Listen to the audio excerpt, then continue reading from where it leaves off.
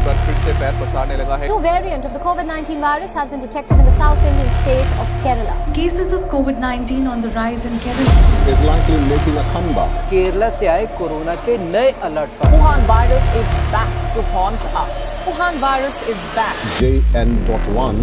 JN1. 8.1 variant of JN.1. JN1. कोविड-19 जिसे 2021 में ही हम बाय बाय कर चुके हैं, हाल ही में भारत के कुछ राज्य और यूनियन टेरिटरी में अचानक कोविड के केसेस रिकॉर्ड होने लगे हैं। हम सभी जानते हैं कि डेल्टा वेरिएंट ने किस तरीके से भारत में तबाही मचाई थी। कई परिवार इस वेरिएंट के कारण टूट गए।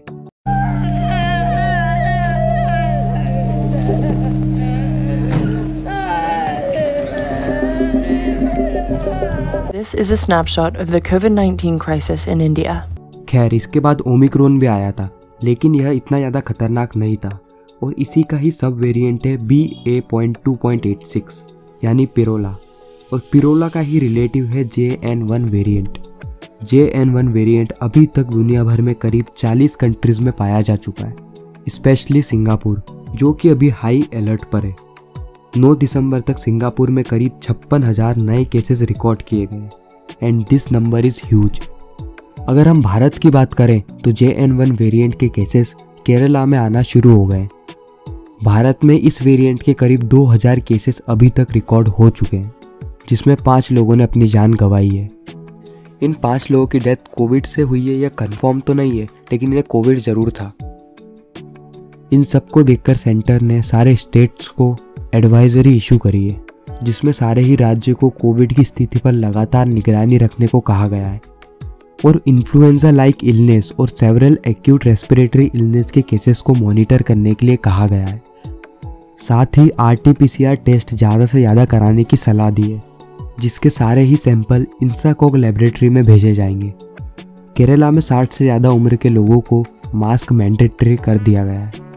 साथ ही तेलंगाना समेत सारी ही स्टेट हाई अलर्ट पर है। केरला के हेल्थ मिनिस्टर ने कहा कि पैनिक करने की यहाँ पर कोई ज़रूरत नहीं है। ഈ പുതിയ ഒരു ഉപവകഭേദമാണ് അത് ഇവിടെ കണ്ടെത്തിയെന്നുള്ളതേ ഉള്ളൂ മാസങ്ങൾക്ക് മുൻപ് കഴിഞ്ഞ और साथ ही कर्नाटका के हेल्थ मिनिस्टर ने यह कहा because number of cases have increased there and Karnataka as of now today and in the entire state as per our records we have about 58 active cases, but otherwise we have already taking precautionary measures. We have told to increase testing in all the hospitals and health centers. Who is coming with the symptoms of cough and flu and other COVID-like symptoms, respiratory infections, whatever that is there, for all of them to start testing for COVID. So RT-PCR kits, we need to get more.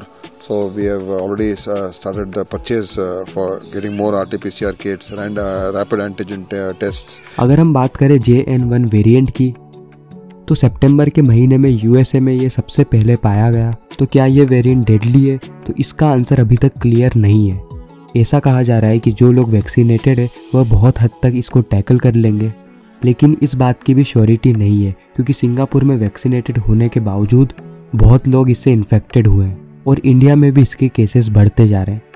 हालांकि अभी situation control में है, panic करने की कोई ज़रूरत नहीं है और अभी तक यही सारी अपडेट थी। इससे रिलेटेड और भी अपडेट आती है तो आपको हमारे चैनल पर देखने को मिल जाएगा। बाकी आपकी क्या राय है इसके बारे में कमेंट सेक्शन में हमें ज़रूर बताना। मिलते हैं किसी नेक्स्ट वीडियो में।